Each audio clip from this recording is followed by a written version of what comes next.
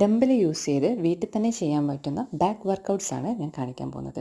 First bend over raw ആണ്. അതിന് ശ്രദ്ധിക്കേണ്ടത് നമ്മുടെ ഹിപ്പ് പുറകോട്ട് ഹിഞ്ച് ചെയ്ത് വെക്കുക. ജസ്റ്റ് നീ ഒന്ന് ബെൻഡ് ചെയ്ത് വെക്കുക.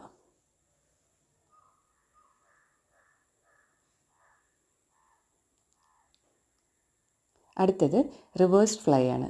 ഇത് ചെയ്യുമ്പം പുറകോട്ട് ഡംബൽ കൊണ്ടുവരുന്ന സമയത്ത് ബാക്ക് മസിൽ ഒന്ന് സ്ക്യൂസ് ചെയ്ത് കൊടുക്കുക. എന്ന് സ്ക്യൂസ് ചെയ്തിട്ട് സ്ലോലി വേണം അത് റിലീസ് ചെയ്യാൻ വേണ്ടിയിട്ട്.